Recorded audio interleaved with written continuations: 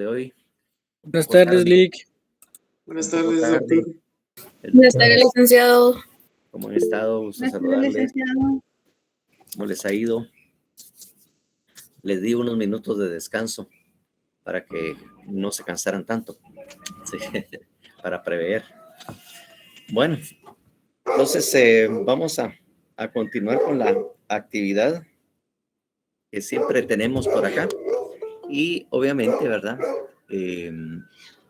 Nos vamos a estar refiriendo nuevamente a los artículos que quedamos pendientes de ver el día de ayer, el día martes. Entonces, por favor, entonces vamos a nuestros códigos penales respectivamente. Uy, me esperan un momentito, por favor. Espera un momentito, por favor. Voy a tener que retirarme por un momento.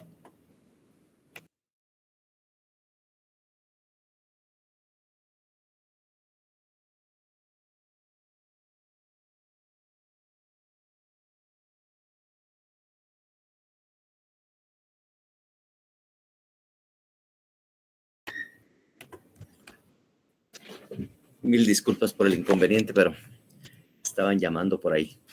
Bueno, entonces les decía que vamos a continuar, ¿verdad? Donde nos habíamos quedado y que era siempre dentro de los delitos que estábamos viendo, falsificación de sellos, papel sellado, timbres y otras especies fiscales.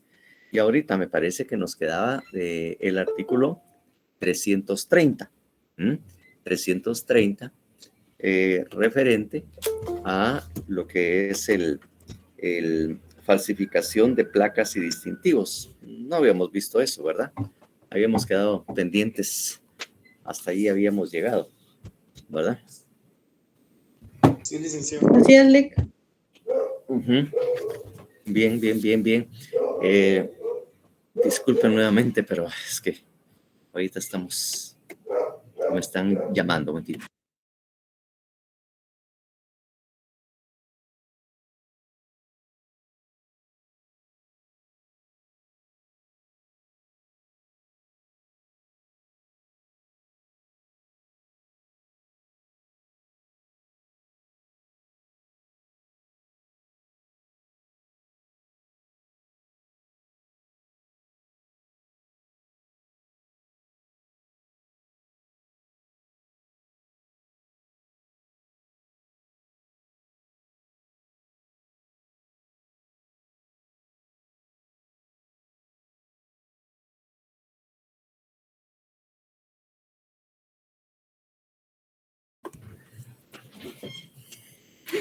Disculpen nuevamente.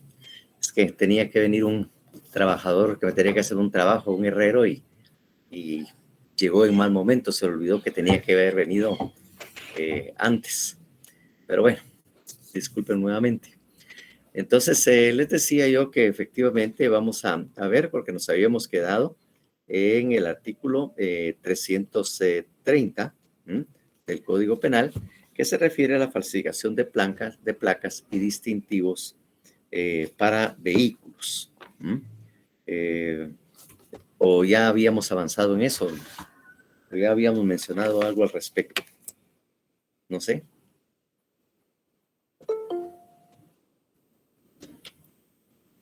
Sí, sí lo habíamos mencionado, solo que creo que no Sí, lo sí, habíamos empezado a desarrollarlo, habíamos hablado de algunas cosillas acerca de ello, pero que no habíamos ingresado, ¿verdad? Precisamente por el tema de por el tema de las placas, ¿verdad? Que era lo que teníamos que ver, y obviamente sobre la falsificación de estas. Pero parece que no lo vimos, ¿verdad? Entonces, por favor. No lo analizamos. No. Solo hicimos el comentario. Solo el comentario, ¿verdad? Exactamente. Sí. Me recordaba que habíamos platicado al respecto. Y entonces, por favor, nuevamente, alguien que pueda leer el artículo 330. ¿Se habló de Yoli? Gracias, María Betsabe. Artículo 330. Falsificación de placas y distintivos para vehículos. Quien falsifica placas u otros distintivos para vehículos que las autoridades acuerden para estos o alterar los verdaderos, será sancionada con prisión de 1 a 3 años. Igual sanción se aplicará a quien a sabiendas usaré placas o distintivos para vehículos falsificados o alterados. Bien, ahí tenemos lo relativo a la falsificación de placas y distintivos.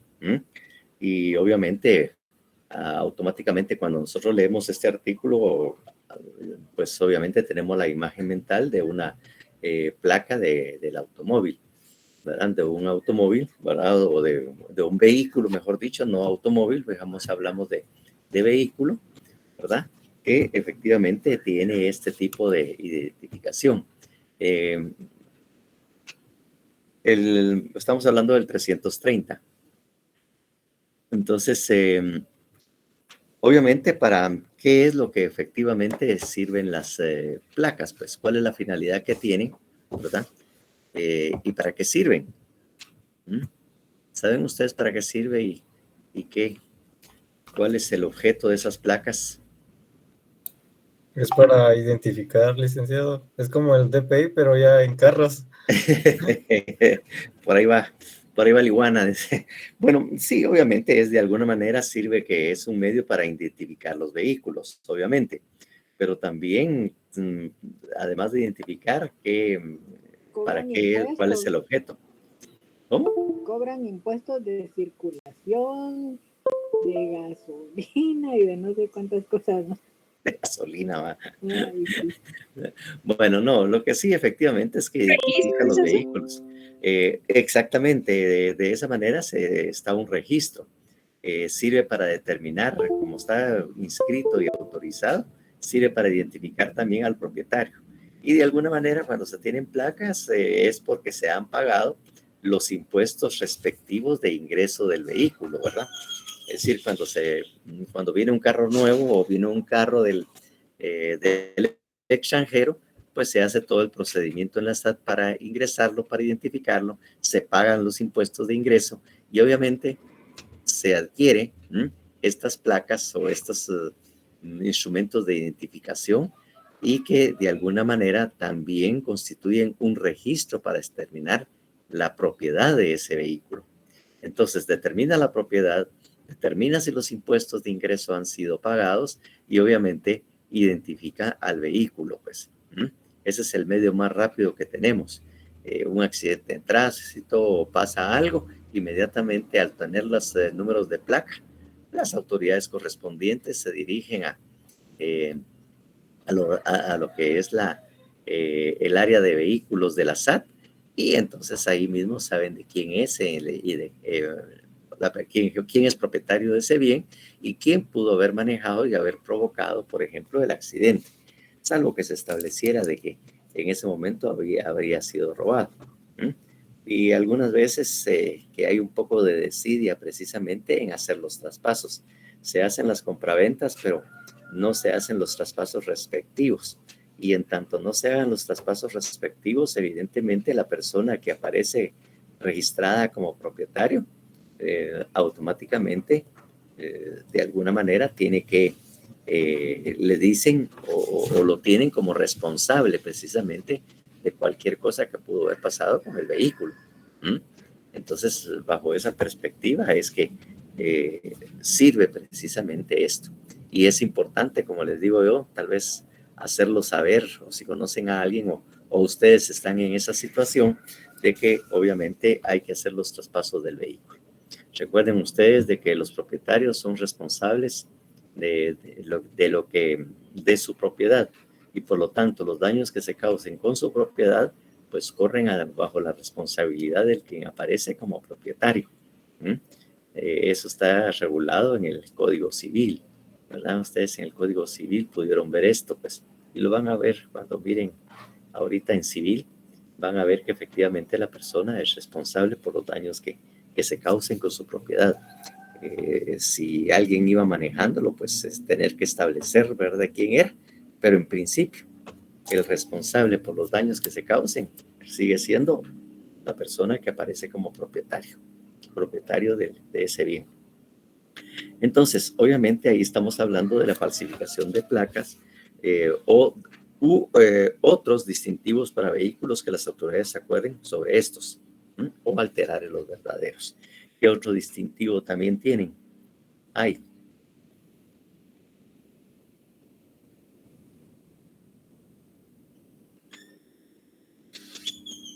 La tarjeta de circulación.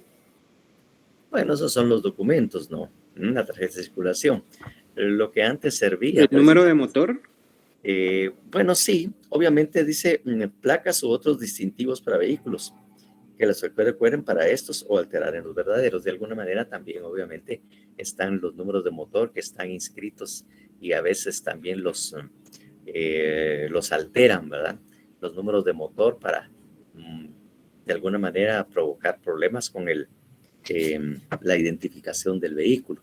Por eso es que si se cambia motor o se cambia el número, obviamente hay que hacer ese aviso al azar para que no haya problemas. En el momento en que sean identificados y estén los documentos y los números registrados. Algo que alguien había mencionado también, las calcomanías, aunque como ahora ya no son calcomanías, pero le siguen diciendo la calcomanía, sigue teniendo el apodo de calcomanía, porque antes sí era una calcomanía porque se pegaba precisamente en el windshield, ¿verdad? En el vidrio delantero se pegaba este número con el cual se demostraba que el impuesto de circulación había sido pagado, ¿verdad? Con eso se demostraba que había sido pagado el impuesto de circulación por ese periodo o por el año correspondiente. Entonces, ahora como son impresos y son documentos que van dentro de los papeles de los vehículos, pero ya son en hojitas de papel o pedacitos de papel que está impresa precisamente lo que seguimos llamando o denominando calcomanía, pero que antes, como le digo, sí, efectivamente. Entonces, de alguna manera, es genérico el tipo penal porque dice placas u otros distintivos para vehículos que las autoridades acuerden para estos o alterar los verdaderos. Entonces ahí tenemos la clásica, el clásico binomio, ¿verdad? De la acción en cuanto a la falsificación. Dice falsificar placas u otros distintivos o alterar en los verdaderos, que ya es algo clásico cuando hemos estado viendo todos los delitos que se refieren a la falsificación. Por lo tanto, yo consideraría que esto no representa novedad alguna, porque tiene la misma estructura. E incluso se vuelve casi repetitivo el último párrafo. El último párrafo del código, del artículo 330, cuando ahí indica, igual sanción se aplicará a quien a sabiendas usara placas o distintivos para vehículos falsificados o alterados. Entonces, como le digo, eso es lo que normalmente hemos visto, ¿no? Hemos visto en otros artículos que hemos estado leyendo que una cosa es la acción de falsificar, pero también incluye y muchas veces se le aplica la misma pena cuando la persona los utiliza, ¿verdad? Que no fue responsable de la falsificación, pero los usa y él sabe que están alterados o falsificados y así los usa y por lo tanto tiene esa misma responsabilidad, ¿verdad? Porque es la misma sanción lo que se está aplicando tanto en la falsificación como en su uso. Por lo tanto, ahí tenemos dos acciones distintas, ¿verdad? Uno es falsificarlos y el otro es usar, ¿verdad? Usar placas o distintivos falsificados o alterados. Entonces, creo que esto no tendría que ser o representar problema alguno, definitivamente, ¿verdad? No podría representar problema alguno al momento de su análisis, porque se vuelve casi repetitivo a los otros tipos penales que hemos estado analizando y viendo. Muy parecido, muy similar, por no decir iguales, ¿verdad? Aunque dicen que no hay dos cosas iguales, ¿verdad? Nunca hay dos cosas iguales, pero son similares a lo que hemos estado viendo. Y obviamente, el hecho de que para ser sancionado por el uso, obviamente, ahí vuelve a establecer la condición de que uno lo use a sabiendas de que son falsificados, alterados.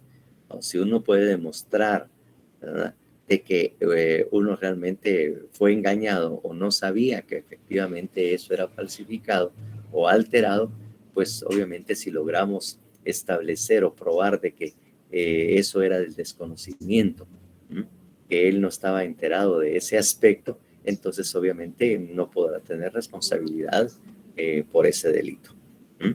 Por lo tanto, nuevamente estamos utilizando esa palabreja que ya creo que también nos tiene aburridos, a sabiendas, ¿verdad? Que ya se ha utilizado una infinidad de veces, ¿verdad?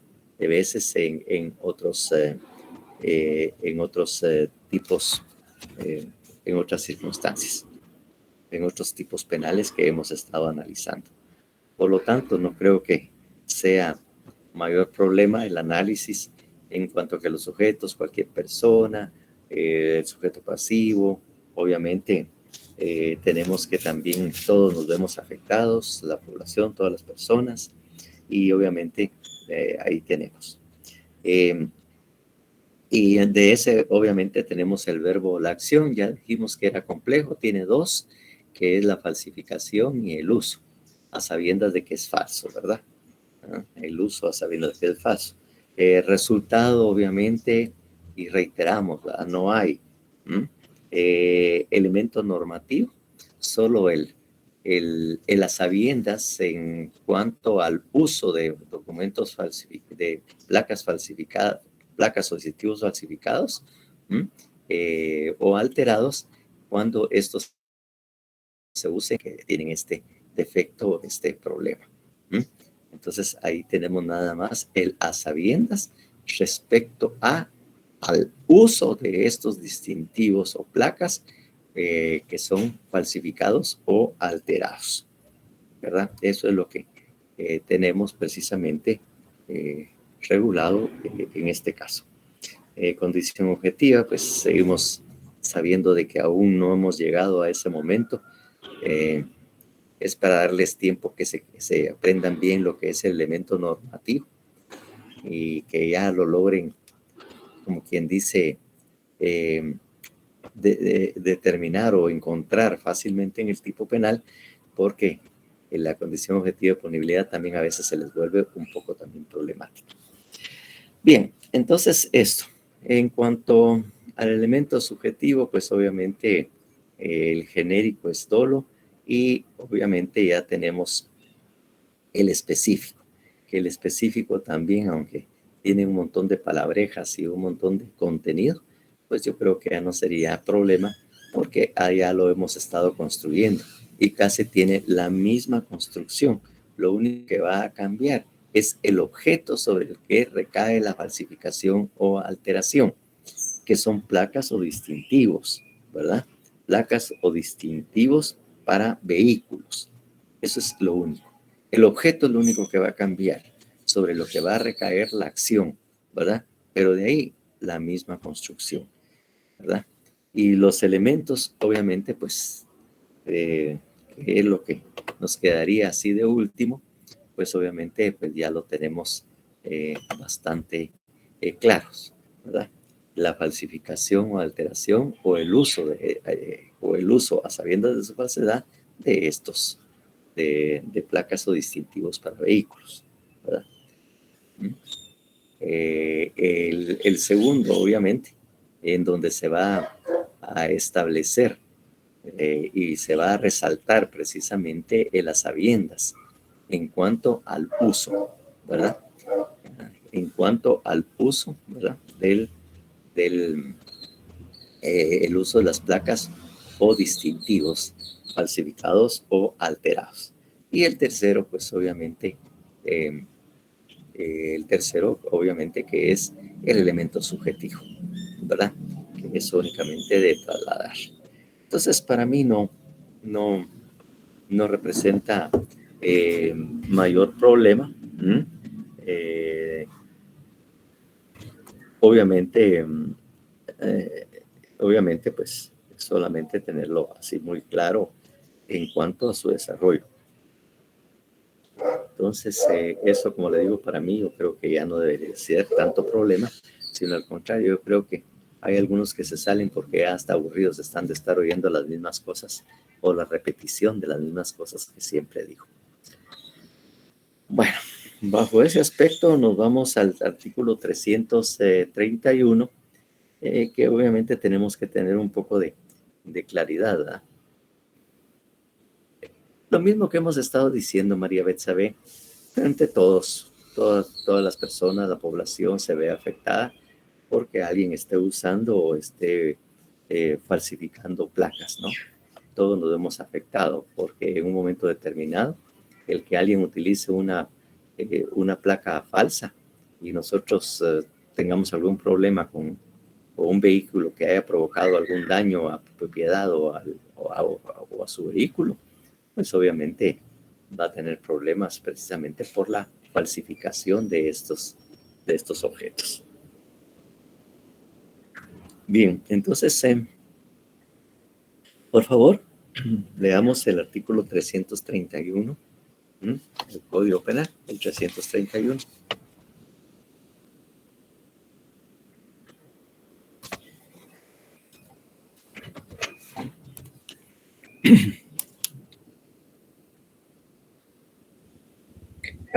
Artículo 331.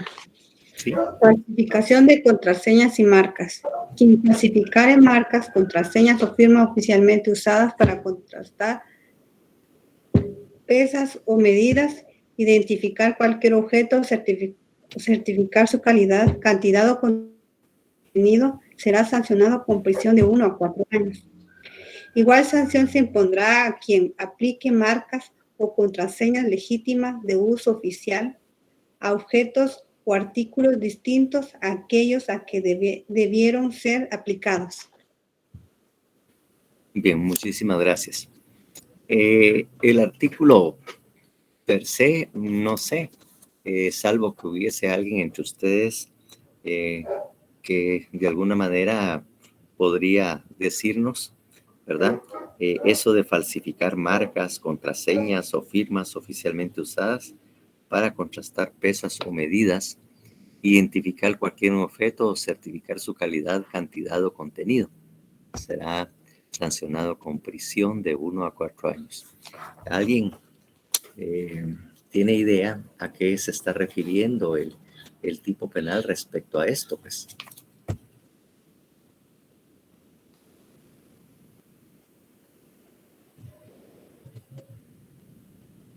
Como que el galón sea galoncito y el metro metrito.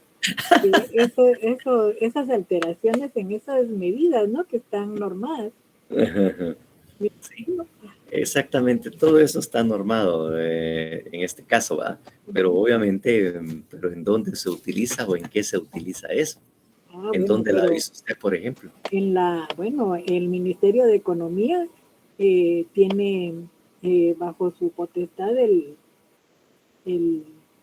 las normas COBANOR, donde se establece cuál es el peso de la libra y cuántos gramos tiene una libra y cuántos mililitros tiene un galón, ¿no?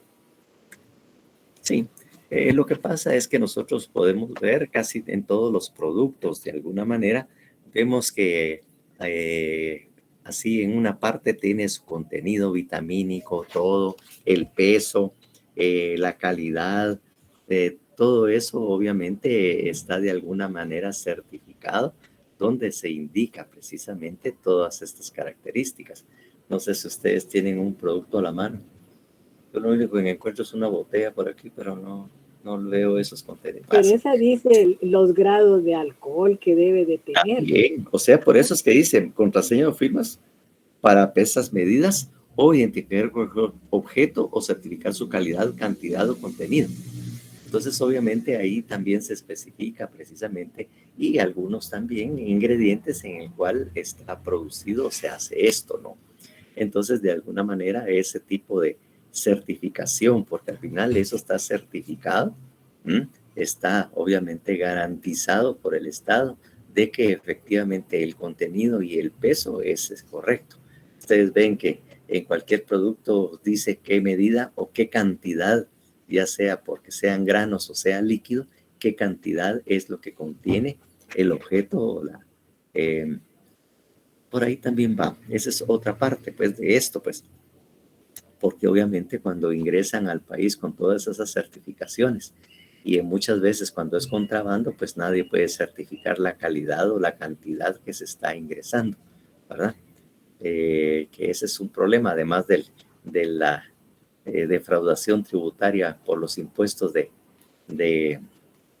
ingreso de mercadería, ¿verdad? Que obviamente nadie puede certificar si efectivamente el objeto o el producto que se está vendiendo, ¿sí? Sí, exactamente, la originalidad, la certificación de la originalidad.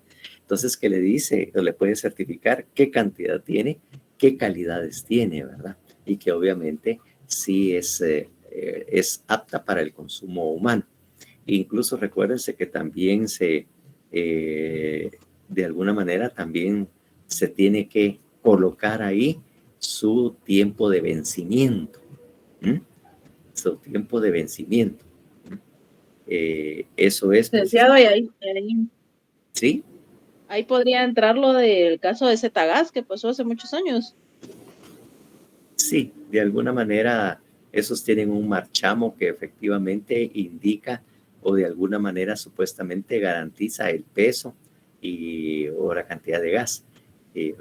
Y que muchas veces en una buena época estaba bien. Todavía parece que tienen algún problema, todavía lo mencionan mucho, de que venden una cantidad menor a la que efectivamente se está comprando. Es decir, se supone que son de 25 libras y están recibiendo a veces 23, 22 libras, y lo cual no se puede de alguna manera detectar. Y que obviamente las primeras denuncias se hacen saber a la DIACO, ¿verdad? A esta entidad de protección al consumidor, precisamente para este tipo de cosas, para certificar este tipo de cosas, ¿no? Que es la primera que se entera. Entonces, de alguna manera, a eso se refiere, a esos distintivos, ¿no? O incluso cuando entran camiones del extranjero o vienen los furgones en barco, a estos furgones se les coloca un marchamo de ingreso, un marchamo que es distinto si es mercadería de paso. Por ejemplo, que venga de México y vaya en dirección a El Salvador, se le pone también, ¿verdad? De alguna manera se le pone algún marchamo para identificar que esto solo va de paso y que efectivamente no va a ser utilizado o superado. Pero a veces también pasan dejando alguna cantidad de mercadería aquí en Guatemala o realmente no es de paso, no que es para ingreso. Obviamente el impuesto de solo circulación es distinto al impuesto que se tiene que pagar efectivamente para que sea consumido aquí en Guatemala, que es una cosa distinta, ¿no? Obviamente, ¿verdad? Es muy diferente ese tipo de cosas. Pero como le digo, son marcas, contraseñas o firmas para contrastar pesas o medidas, identificar cualquier objeto o certificar su calidad, cantidad o contenido.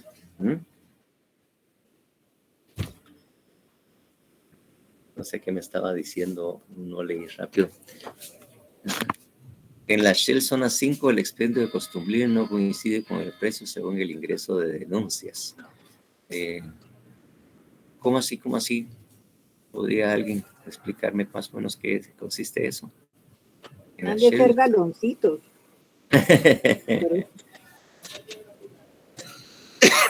Dice, el expendio de combustible no coincide con el precio. O tal vez con lo que paga, fíjese, porque digamos el galón cuesta 40 quetzales y usted pide 4 galones y le cobran 5, no sé. O pide 200 quetzales y no equivale a la cantidad de combustible que le... Bueno, a veces sí puede ser problema precisamente eso, ¿no? Que cuando se expende la gasolina, que también tiene que tener controles, también se debe garantizar efectivamente que cuando usted le pide un galón, que el galón esté efectivamente, se entregue ese galón de gasolina, porque han habido casos en que hay gasolineras también que dan menos de lo que el galón efectivamente tiene como contenido. También hay un problema ahí en la gasolina muy particular, muy particular. No sé si ustedes han notado que usualmente la gasolina es tibia o no es fría. Entonces sí, está sucediendo también, ¿verdad? No sé si ustedes se dan cuenta que la gasolina cuando se expende o si se han logrado tocarla o sentir, esta tiene cierto nivel de calor. Entonces usualmente siempre está calientita, ¿verdad? La gasolina. Y lo que pasa es que la gasolina se ve afectada también por la temperatura. Si está muy baja la temperatura, lo que pasa es que obviamente la gasolina prácticamente aumenta su volumen. O sea, no cada cantidad, sino el volumen, ¿verdad? Automáticamente hace eso, pues. Entonces, si ustedes echan 10 quetzales, por ejemplo, o un galón, si no tuviera estos controles, porque los tienen en las gasolineras todas, si ponen ustedes la gasolina en la madrugada, automáticamente les va a rendir más, van a tener más contenido que si lo ponen ustedes a mediodía. En aquella época nos aconsejaban de que la ideal era echar gasolina por la mañana temprano, en el cual la gasolina todavía no estaba muy caliente, porque si estaba muy caliente, el volumen aumenta, pero y obviamente tiene un aparente peso de un galón cuando realmente tiene menos. Y cuando está frío, pues más o menos llega a un estándar normal. Entonces, a veces las gasolineras juegan precisamente con esas condiciones de calor y frío. Entonces tienen estandarizado precisamente eso, pero efectivamente, al igual que los metales, ¿verdad? Cuando le ponen ustedes calor al metal, aumenta obviamente el volumen, ya se mira más grande, que si lo ponen en frío, como que el objeto se encogiera. Pues algo así, de alguna manera con los hidrocarburos pasa algo similar. Entonces las gasolineras mantienen un estándar de calor de manera que no sea tan exagerado como para que sea notorio, de que solo es espuma, como quien dice, volumen lo que venden, más esencial no se está vendiendo. O sea, lo esencial no se está vendiendo. Es una serie de cuestiones que hay en el tema de la gasolina.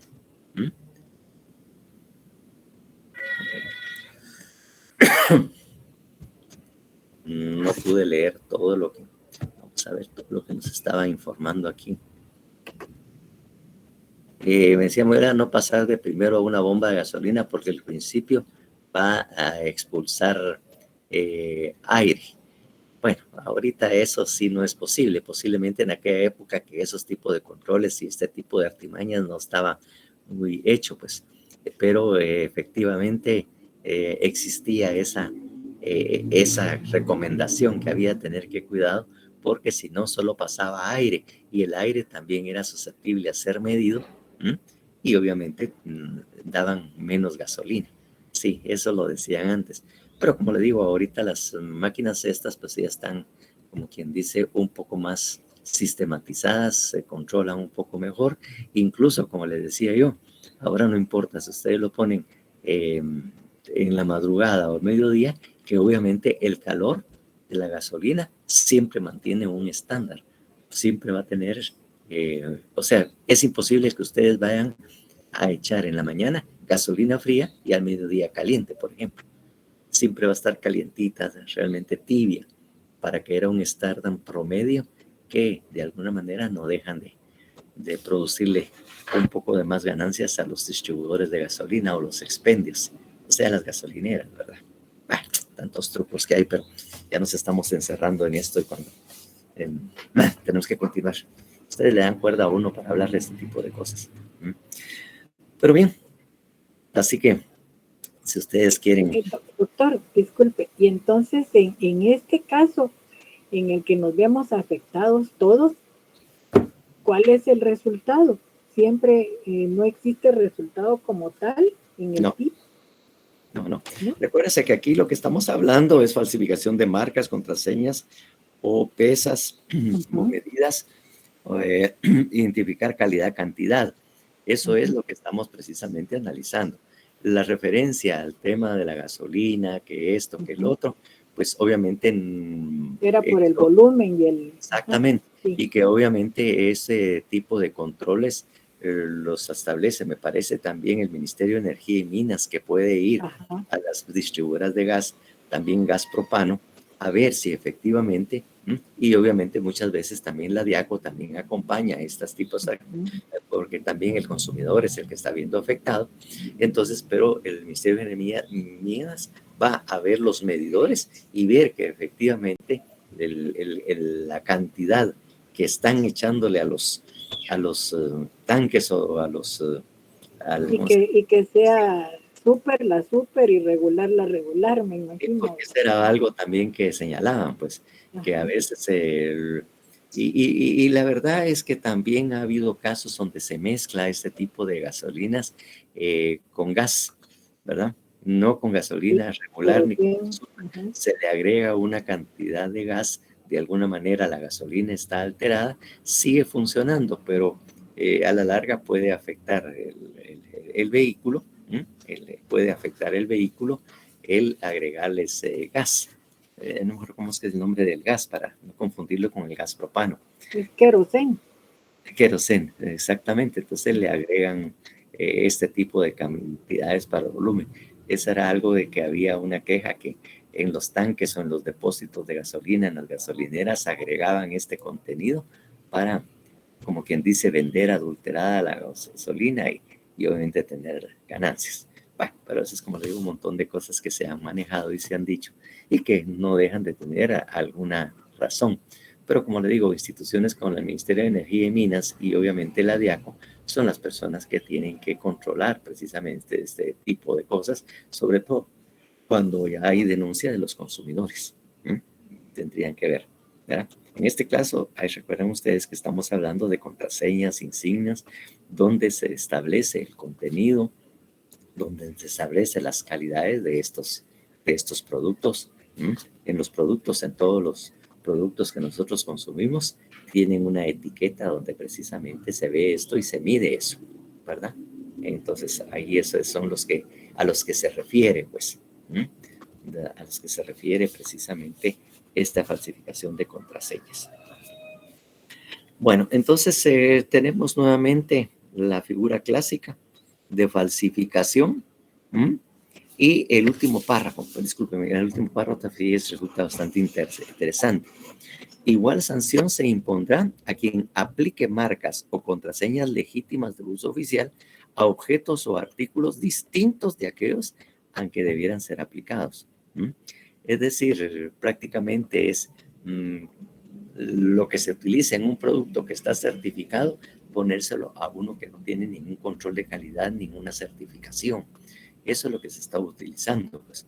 Se le arrancan los distintivos o se le quitan o se le agregan unos distintivos a un producto distinto del que originalmente los tenía. A eso se refiere, ¿no? A eso se refiere. Aplicar marcas o contraseñas legítimas de uso oficial a objetos o artículos distintos de aquellos a que debieron ser aplicados. Entonces, es quitarle a los productos que efectivamente están certificados para ponérselo a otros cuya calidad no se sabe. Una calidad sobre averiguar a ver qué tienen, ¿verdad? O a ver qué pasa efectivamente con estos productos. Entonces, aquí tenemos nuevamente dos acciones, ¿verdad? El falsificar, ¿verdad?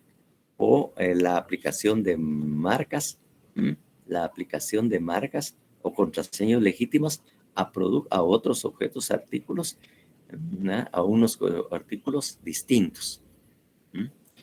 Sí, también las fechas de vencimiento de alguna manera se alteran o de alguna manera se cambian, pues, a efecto de prolongar la vida útil y que sigan consumiéndolos, porque ahora ya mucha gente, no todos, ¿verdad? Ya controlan un poco más eso, el vencimiento, ya lo ven, lo analizan un poco más de lo que antes se hacía. Y incluso ya esos controles pues se tienen. Entonces puede ser también que se le esté dando una fecha de expiración mucho más larga de la que efectivamente originalmente tenía. Entonces ahí tenemos precisamente la falsificación o la aplicación de marcas legítimas a productos que efectivamente a productos distintos, ¿verdad?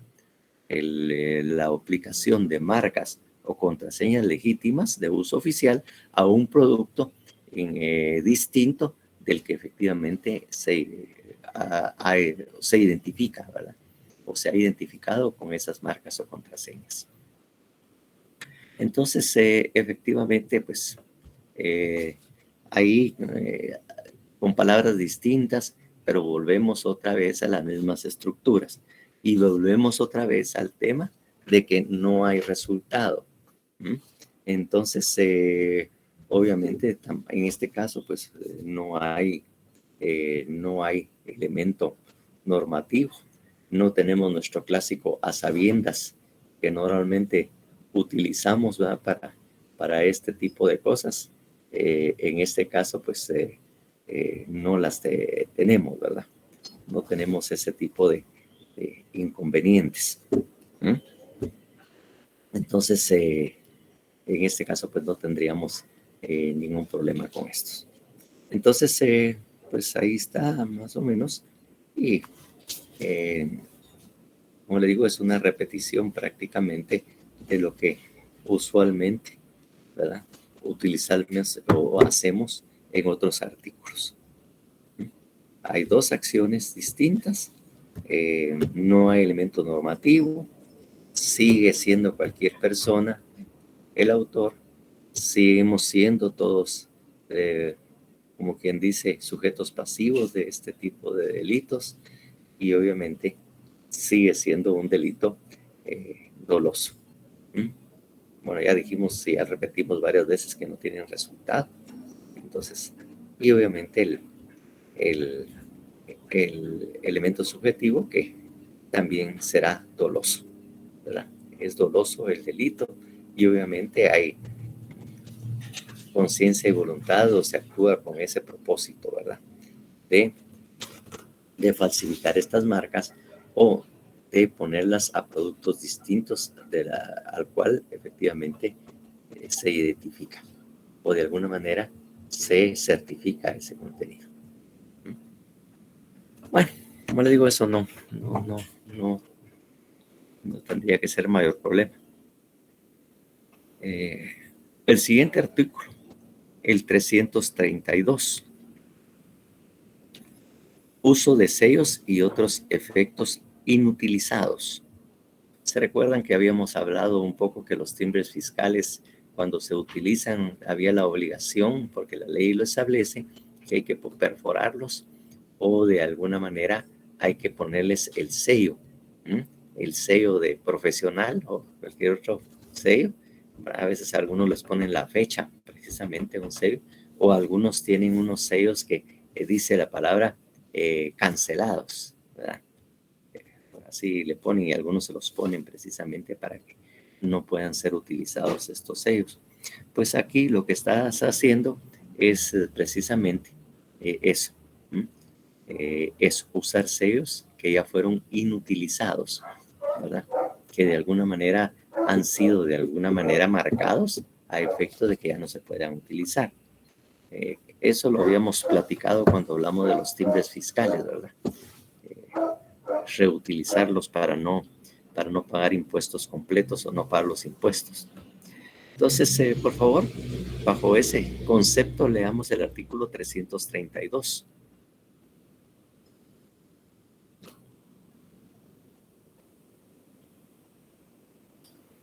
Artículo 332. Sí. Uso de sellos y otros efectos inutilizados. Quien hiciera desaparecer de cualquiera de los sellos, timbres, marcas o contraseñas el signo que indique haber ya servido o sido utilizado para el objeto de su expedición o fuera nuevamente utilizado, será sancionado con multa de 200 a 2,000 quetzales. Igual sanción se aplicará a quien a sabiendas usare, hiciera usar o pusiera en venta los efectos inutilizados a que se refiere el párrafo que precede. Bueno, entonces ahí claramente está especificado a desaparecer de cualquiera de los sellos, timbres, ¿verdad? O contraseñas, el signo de haber sido, o haber ya servido o sido utilizado. O sea, no se puede utilizar ese mismo timbre o eso mismo cuando ya tienen esa constancia. Eso me recuerda de alguien así bien bandido. Obviamente, él decía que él perforaba los timbres, ¿verdad? Pero no utilizaba aquella maquinita especial, como dice, que pone una perforación redondita, pequeña, ¿verdad? Porque se perfora y obviamente ya perforado, pues difícilmente se va a utilizar. Aunque conocí a algunos que tenían la habilidad para arrancarlos. Y obviamente al ponerlos en una hoja nueva, quedaba pues obviamente el espacio. Pues lo tenían tan medidito que de todas maneras lo perforaban nuevamente, ¿verdad? Para perforar papel y para que coincidiera. Si se quitara una esquinita más o una esquinita menos, era difícil que alguien se pudiera medir ahí a ver si efectivamente estaba más grandecito la perforación, ¿verdad? Entonces, como le digo, a pesar de que sea perforado, en aquella época que el uso de los timbres era más frecuente y era el único medio que teníamos para hacerlo, se miraba un montón de cosas. Incluso había alguien tan especial que dice que a veces le devolvían el documento y dice, mire, este timbre, los timbres no están inutilizados o no están perforados. Sí, sí están perforados. Lo que pasa es que utilizaba una cosita más grande que una aguja capotera y efectivamente los perforaba. Es que la ley no dice de qué tamaño sea la perforación, decía él. Yo los perforé, mire, póngalos contra la luz y ahí se mira que todos tienen su agujero de perforación. Bueno, siempre hay de todo en la viña del Señor, ¿verdad? Y entonces, efectivamente, ya les digo, pero habían algunos que tenían esa habilidad o ya tenían bien medida la maquinita, porque a veces los utilizaban nuevamente y para completar la perforación, lo ponían exactamente donde estaba el espacio y perforaban. Por lo tanto, era difícil detectar si efectivamente ya había sido utilizado ese timbre con anterioridad, porque obviamente estaba bien hecho el trabajito, por decirlo de esa manera. Pero bueno, cosas así siempre, como le digo, existieron, ¿verdad? Existieron, a pesar de que lo crearon como delito. Y obviamente lo pusieron como delito porque efectivamente era muy reincidente el caso. Pero un momentito que también había mucha reincidencia en ese tipo de cosas, ¿verdad?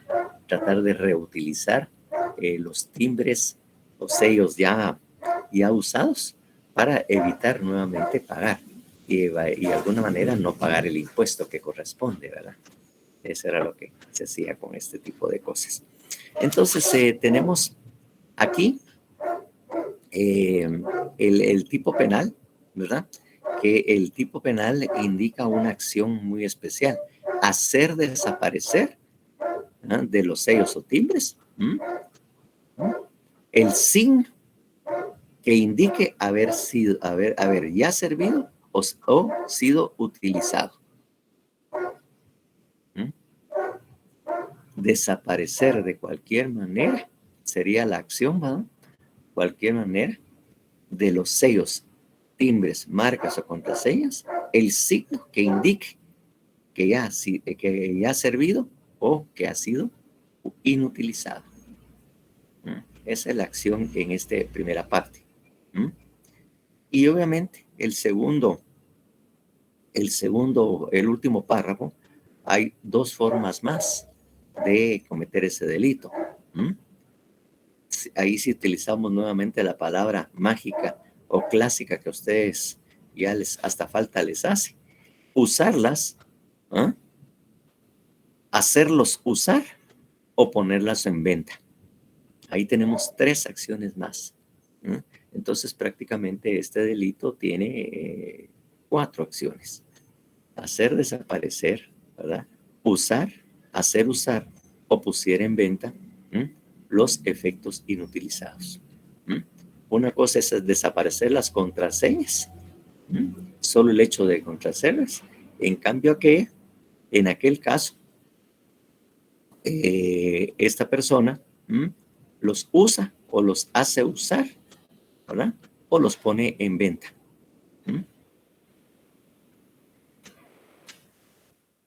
Eso se aplicará una sanción igual. Una sanción igual. Entonces vemos que la acción, obviamente tenemos esas 3 formas que recién aquí leímos, efectivamente.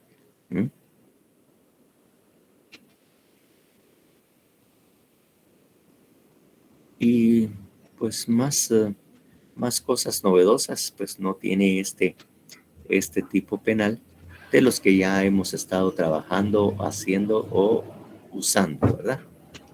No tiene mayor trascendencia, no mayor explicación, ni creo que sea difícil para que ustedes lo armen. De todas maneras, el momento en que se van a poner a prueba su habilidad y capacidad, y esta tarea se la vamos a dejar al doctor Alberto, a efecto de que Alberto Mejía, para que, como siempre hay repasos, en los repasos también utilicen esos tipos penales para confirmar que efectivamente estén bien. Bueno, eso es en cuanto a lo que es, ahí ya levantó el dedo. No sé si para echarse el otro o para qué, pero ahí levantó el dedo ya. Bueno, entonces ahí ya efectivamente tenemos el tema de la falsificación de señas. Obviamente, aquí ya con este tipo penal terminamos los delitos contra la fe pública, ¿no? Contra la fe pública, que era lo que indicaba el artículo 8 del código, que indicaba ahí que eran delitos contra la fe pública y el patrimonio nacional. Por lo tanto, los delitos contra la fe pública con este artículo se terminan y se continúa con delitos que atentan contra el patrimonio nacional. Esa es la siguiente parte, que es el capítulo 4, y así lo indica, de la depredación del patrimonio nacional. Entonces, aquí ya no tenemos nada que ver con la fe pública, sino estamos hablando con el patrimonio nacional. Y obviamente, nuevamente y para variar, ¿verdad? ¿Qué es o qué significa el patrimonio nacional? ¿Qué es ese patrimonio nacional?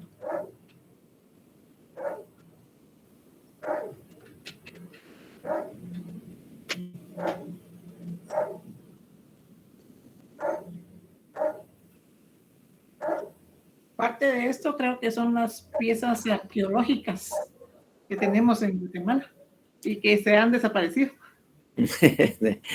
Bueno, el hecho de que se hayan desaparecido no es que constituye patrimonio nacional, mi estimada María Betsabe, ¿va? Eran. Sí, bienes del Estado, dice. ¿Serán bienes del Estado? ¿A quién corresponde realmente el patrimonio nacional? Y eso es algo que seguramente al pueblo. A todas las personas que forman parte de... Eso lo tuvieron que ver en derecho constitucional, Sí, porque es en la Constitución donde está definido exactamente, artículo 60 en adelante, hasta ahí especifica todo lo que es el patrimonio, hasta los bienes culturales y todo, y ahí se especifica qué constituye el patrimonio de la nación y qué incluye. Y a partir del artículo 60, ese es el fundamento constitucional de estos tipos penales. Está el patrimonio cultural, protección al patrimonio cultural, protección al arte, folclore y artesanías. Bueno, 61, 62. Protección de arte, folclore y artesanías. 63, derecho a la expresión creadora, o sea, la propiedad intelectual, y lo que es el patrimonio cultural. Y el 65, que señala la preservación y promoción de la cultura. Entonces, esto precisamente nace de todo de lo que de alguna manera regula la Constitución en la sección cultura, donde está la parte social de la Constitución Política de la República de Guatemala. El derecho a la cultura, que empieza en el 57, identidad cultural, y el 59, protección a la investigación. Pero del 60 en adelante, hasta el 65, entonces ahí se refiere a lo que constituye o los bienes que son sujetos de protección en cuanto al patrimonio nacional. Entonces, para eso necesariamente, pueden verlo de esa manera, vamos a leer estos artículos referentes. Puede ser que lo lea una persona, pero muy cansado para que lo lea. Entonces encomendaremos a alguien en particular, a alguien que lea el artículo 60 para empezar, por favor, de la Constitución.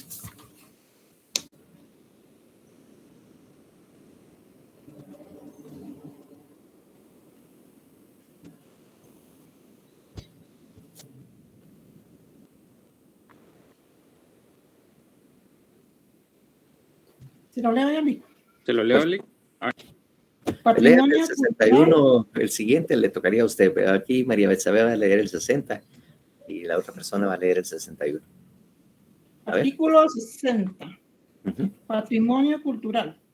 Forman el patrimonio cultural de la nación los bienes y valores paleontológicos, arqueológicos, históricos y artísticos del país y están bajo la protección del Estado.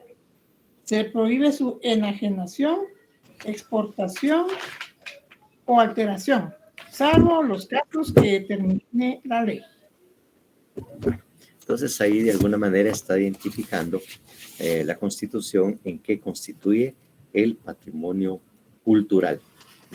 Y obviamente el siguiente artículo es la protección que ordena o manda la Constitución sobre estos bienes. Entonces, por favor, el 61. No me recuerdo el nombre de la persona que iba a leer, también quería leer el 60. Y por favor, lee el 61. Artículo 61. Protección al patrimonio cultural. Los sitios arqueológicos, conjuntos monumentales y el Centro Cultural de Guatemala recibirán atención especial del Estado con el propósito de preservar sus características y resguardar su valor histórico y bienes culturales. Estarán sometidos a régimen especial de conservación del Parque de Conservación, el Parque Nacional Tikal, el Parque Arqueológico Quiriguá y la ciudad de Antigua Guatemala, por haber sido declarados Patrimonio Mundial, así como aquellos que adquirieren similar reconocimiento. Bueno, entonces esa es la protección especial que constitucionalmente se ordena a estos sitios arqueológicos y haciendo especial énfasis en aquellos en que han sido declarados Patrimonio Mundial, ¿verdad? Por favor, el 62. ¿Alguien que lo lea? Artículo 62. Protección al arte, folclore y artesanías tradicionales. La expresión artística nacional, el arte popular, el folclore y las artesanías e industrias autóctonas deben ser objeto de protección especial del Estado, con el fin de preservar su autenticidad. El Estado proporcionará la apertura de mercados nacionales e internacionales para la libre comercialización de la obra de los artistas y artesanos, promoviendo su producción y adecuada dignificación. Perfecto, gracias, Elizabeth. El 63, la propiedad intelectual, científico intelectual. 63, por favor. Artículo Artículo 63. 63. Ron. Derecho a la expresión creadora. El Ah, bien. Estado garantiza la libre expresión creadora, apoya y estimula al científico, al intelectual y al artista nacional, promoviendo su formación y superación profesional y económica.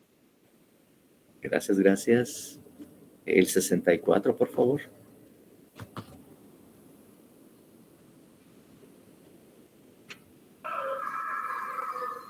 Patrimonio natural.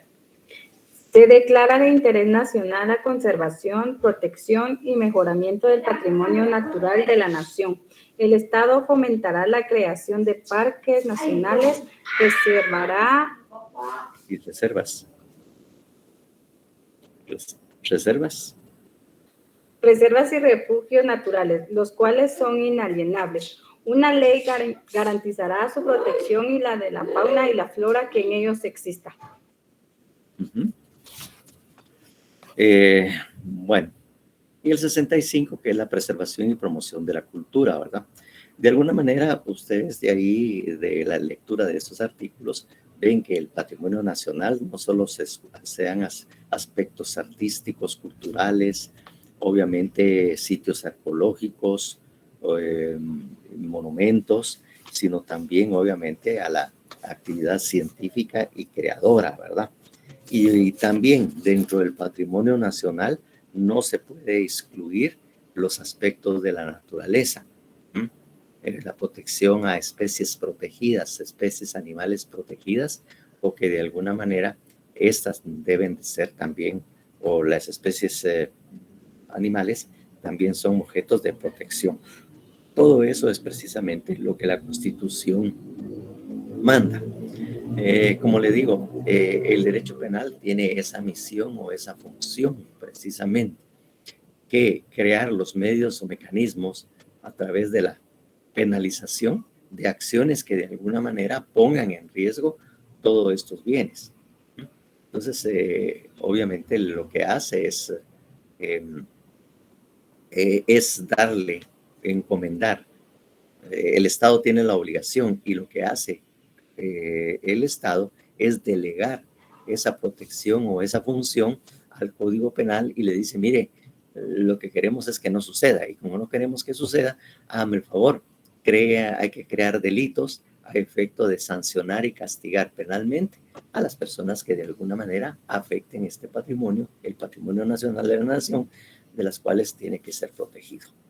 Entonces, el derecho penal obviamente muy obediente, porque por eso es que también saben ustedes, no sé si les explicaron cuando hablaron del derecho penal, ¿verdad?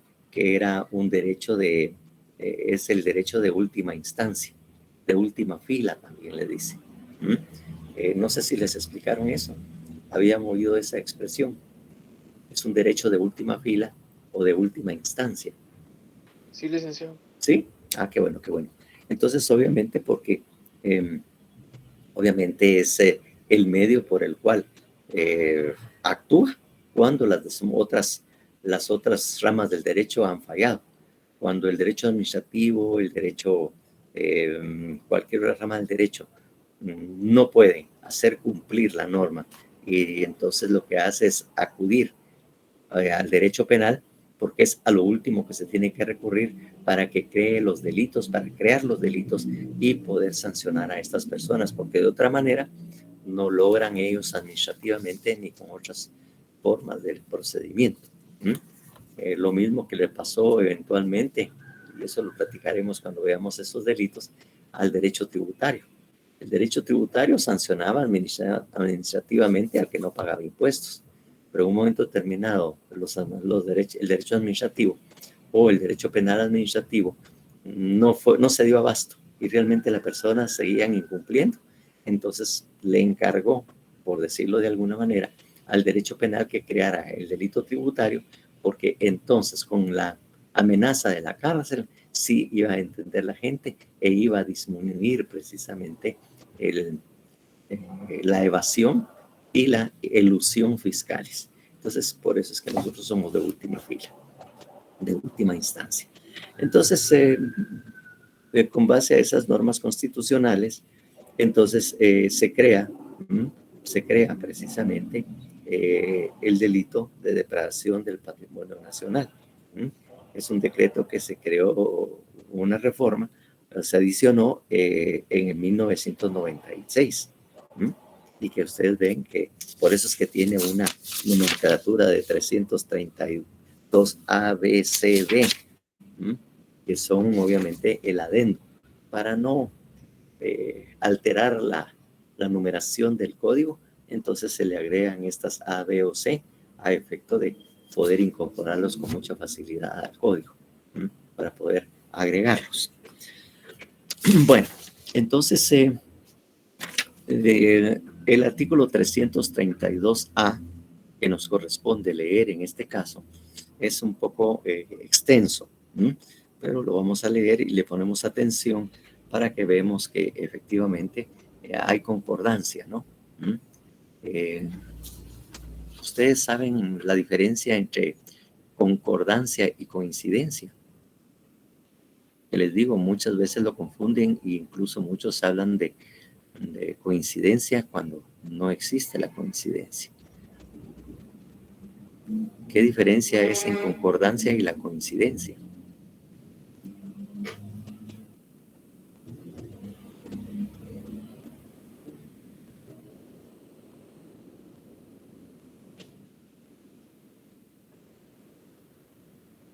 No, consecuencias no son ninguna de las dos. La concordancia y la coincidencia no son consecuencias.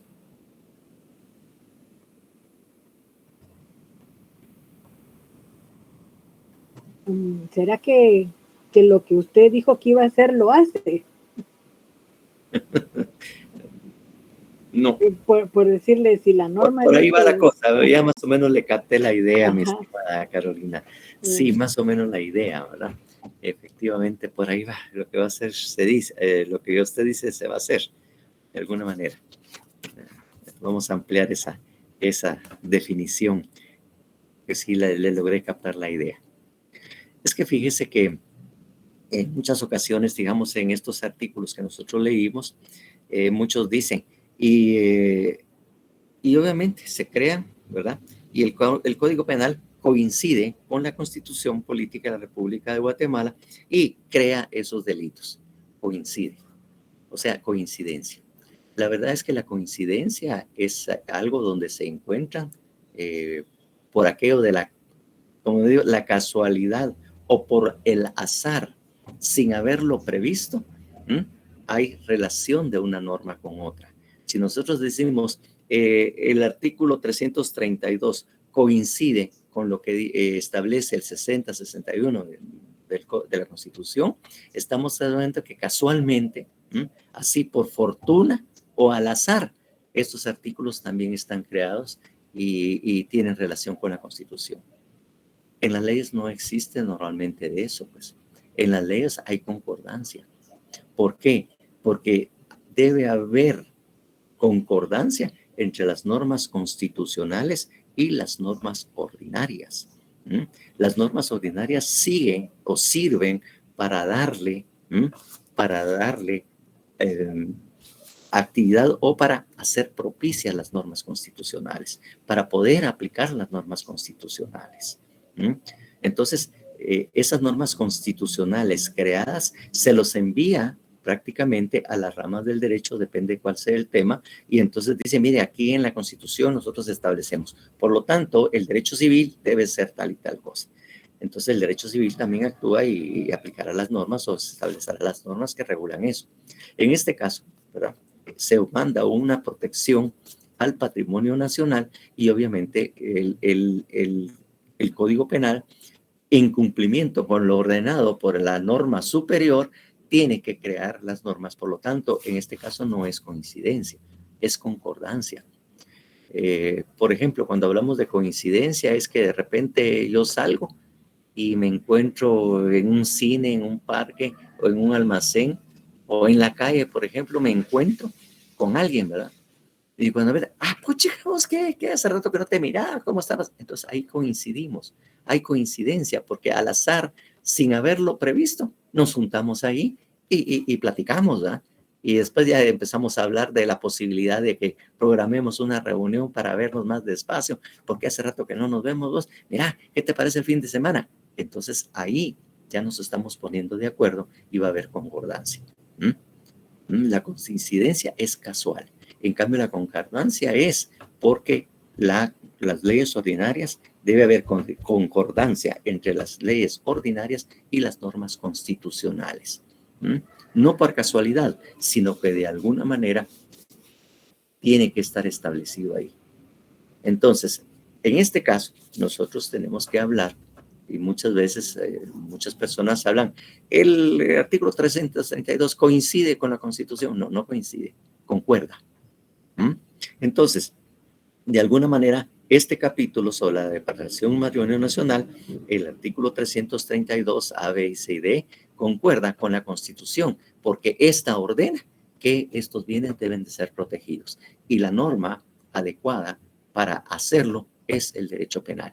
Entonces, no confundir, por favor, coincidencia con concordancia.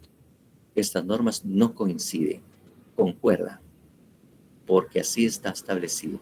Lo que la norma constitucional ordena, las leyes ordinarias lo hacen. No puede haber contradicción precisamente entre una norma constitucional y una norma ordinaria. Debe haber concordancia. Entonces, eso es una explicación que también a veces se les va y que me gusta hacer bastante énfasis porque en ocasiones eso a veces crea problemas. A veces dirán ustedes, ¿y esta paja para qué nos dice y todo? Pero hay momentos oportunos en que hay que saber utilizar esta diferencia para poder argumentar mejor en ciertos casos, para tener argumentos. Bien, entonces esto, como le digo, concuerda con la Constitución porque derivado de lo que ahí se regula es que se crearon precisamente estos artículos o estos tipos penales. Entonces, vamos a leer el artículo 332A. No, sí, nadie le pone énfasis realmente a esto, lo que es coincidencia y concordancia. Incluso muchos profesores dicen, hay coincidencia o coincide, utilizan la palabra.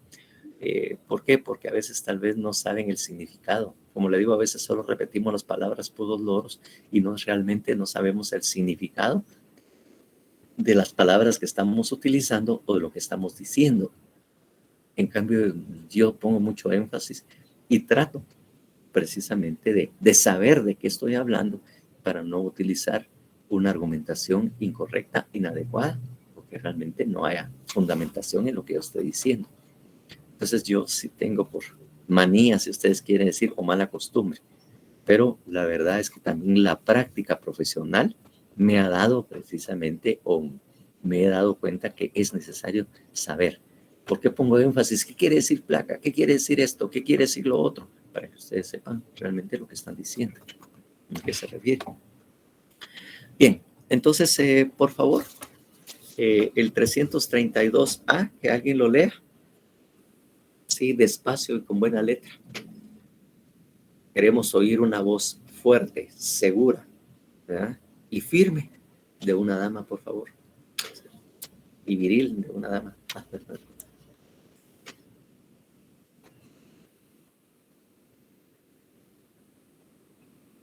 Por favor, 332A.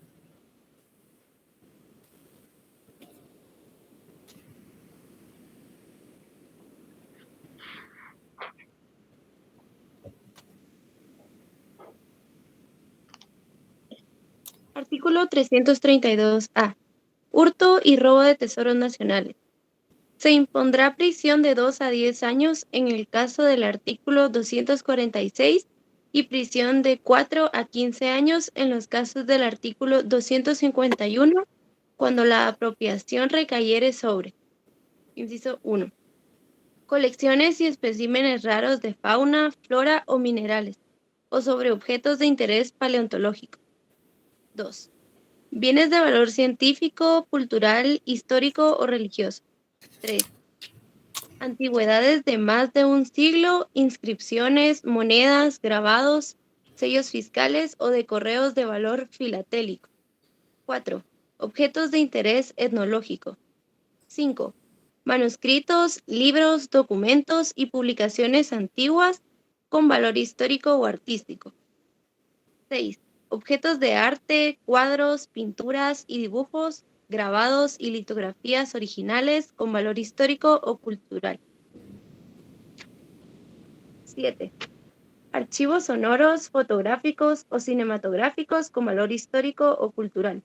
8. Artículos y objetos de amueblamiento de más de 200 años de existencia e instrumentos musicales antiguos con valor histórico o cultural. La pena se elevará en 1/3 cuando se cometa por funcionarios o empleados públicos o por personas que, en razón de su cargo o función, deban tener la guarda o custodia de los bienes protegidos por este artículo. Bueno, obviamente al leer este artículo inmediatamente nosotros le encontramos la similitud de lo que habíamos leído en el artículo de la Constitución. Por eso es que le pongo énfasis y nos ponemos a leer la Constitución para el momento en que nosotros leamos el 332A, entonces veamos perfectamente qué es lo que ahí está regulado y el por qué precisamente se crea ese delito. Y así lo vamos a ver, porque es así rápidamente, si miramos el 332B, se refiere al hurto y robo de bienes arqueológicos. El 332C dice tráfico de tesoros nacionales. Y el D, que es obviamente una exención de la pena o una extinción de la pena. Eso es lo que está regulado ahí. Pero inmediatamente vemos que precisamente aquellos bienes o aquel patrimonio cultural regulado en la Constitución, eso es lo que se pretende proteger precisamente a esto, ¿no? Entonces, aquí hay algo muy interesante, pues, muy interesante, que necesita uno tenerlo bien claro y bien definido, pues, que necesita una explicación extra. Cuando se refiere al hurto y robo de tesoros nacionales, en el cual dice se impondrá prisión de 2 a 10 años en el caso del artículo 246 y prisión de 4 a 15 años en el caso del artículo 251. ¿A qué se refieren esos artículos?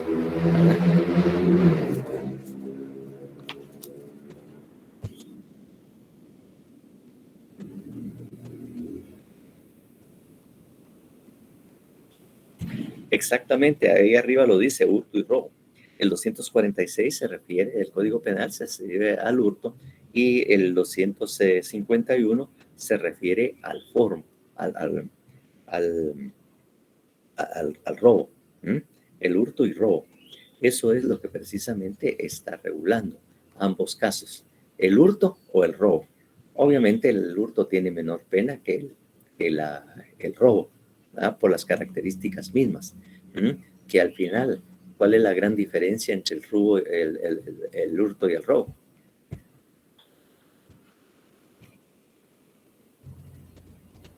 La violencia que se utiliza.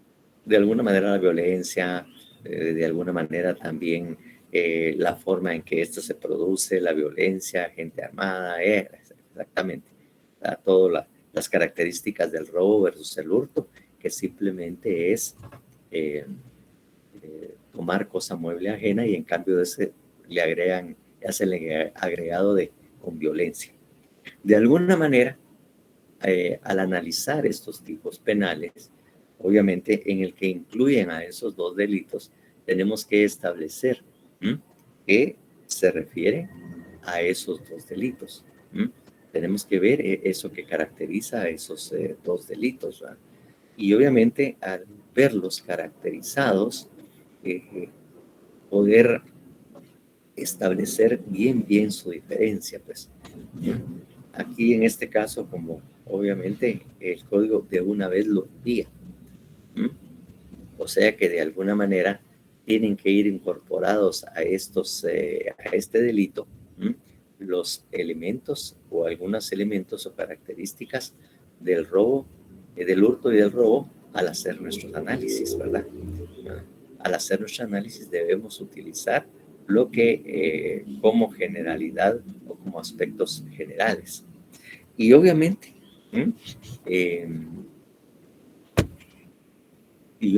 obviamente algo muy particular, que lo estoy pensando para ver si se los dejo a ustedes en el momento que estamos analizando, me los pongo ahí a sufrir un poco y no les doy la respuesta en este momento. De todas maneras, vamos a tener que dejarlo ahí, ya que por la hora tenemos nosotros que nos daría tiempo para empezar a analizar. Entonces vamos a dejarlo ahí para el día martes. Para el día martes vamos a dejarlo ahí, pero lean nuevamente lo relativo a ustedes al hurto del arroz. Y en todo caso, obviamente, bueno, eso vamos a hacerlo de una vez, vamos a agotar esa parte. Al leer el artículo, no sé si ya le dieron otra miradita por ahí, este delito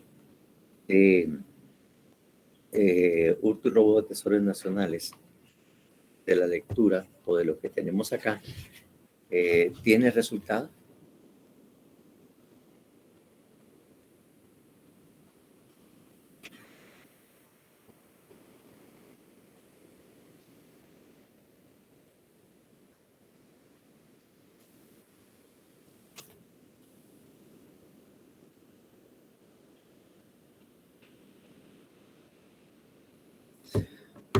Bueno, entonces, Dulce María, mejor lo vamos a por la hora. Hola. Eso será algo que vamos a dejarlo y ser lo primero que voy a preguntar el día martes. Esto, para mientras ustedes ahí échenle una miradita, analícenlo, si tiene o no resultado este delito. Doctor. Por eso le digo, el día martes vamos a entrar. Es que tengo una pregunta. Ahora no hay preguntas, por favor, no hay respuestas. No, es que te mucho molesta. No, a ver, dele.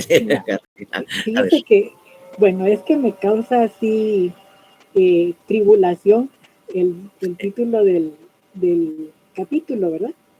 Porque al mencionar depredación ya de por sí es un acto violento. Entonces, si nos vamos al lado biológico, pues, entonces la depredación es que entra en la cadena trófica y es el que se consuma uno a otro, ¿no? De forma violenta. Entonces, si aquí dice que tiene características del hurto y del robo, y bueno, entonces, ¿cómo diferencio hurto de robo si de por sí el título ya es violento? Pues fíjese que lo que pasa es que no es el título del tipo penal. No, pero sí del capítulo. Dice hurto y robo de tesoros nacionales. En cambio, el capítulo está definido como depredación del patrimonio nacional. Entonces, cuando hablamos de depredación, ¿a qué nos refiere? ¿O qué es lo que podemos definir como depredación? Esa parte se me olvidó. Que siempre pregunto, siempre la pregunto, pero obviamente no, en esta vez no lo hice. ¿Qué quiere decir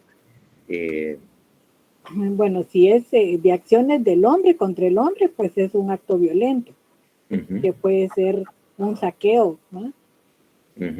Que es lo que realmente sucede en muchas cosas, ¿no? Pero si es de un ser vivo a otro ser vivo, eso el consumir el uno al otro. Lo que pasa es que recuerda también los predadores también son los delincuentes aquellos que andan vigilando a sus delincuentes. Actos de depredación, ¿verdad? Y usualmente, como usted dice, ¿verdad? Que significa pillaje, robo con violencia o de alguna manera, ¿verdad? Entonces, de alguna manera ya implica eso, obviamente. Pero, obviamente, ese es el capítulo, la depredación, ¿verdad? De alguna manera, el apropiarse de bienes culturales o de bienes del patrimonio de la nación. Entonces, esa apropiación, de la forma en que está interpretado, esa apropiación de los bienes de la nación, pueden darse en dos formas, de acuerdo a los artículos que vamos a leer, porque no es el único que así lo dice, a través de un hurto o a través de un robo. Y así estaba viendo que en todo menciona hurto y robo, ¿verdad? Exactamente. Así Sí. es. Por ahí va la... Bueno, por ahí va la entonces, iguana. sí, pues, era cabal y la iguana se comió a la planta porque esas son herbívoras. Pero nosotros nos comimos a la iguana, es un acto de depredación. Es que había un... Sí, exactamente, somos depredadores. Los seres humanos somos depredadores de la fauna, porque obviamente las andamos cazando, los andamos captando, los andamos matando incluso. Entonces somos depredadores también. También como depredadores son aquellos, los leones y todo, que andan comiendo, pero no lo hacen para alimentarse, pues si al venado no tengo que comer, pues. Pues sí, tengo que comerme al venado, o sea, lo que sea. El venado, había una canción así. Bueno. Precisamente, muchas gracias. Vaya, y pues. seguimos platicando, ¿eh? Vaya, pasen buena tarde. Igualmente. Feliz tarde, Lick. Gracias por su colaboración de los que leyeron los artículos. Feliz tarde, licenciado. Feliz tarde, licenciado. Renata. Feliz tarde, Lick. Feliz tarde, licenciado. Feliz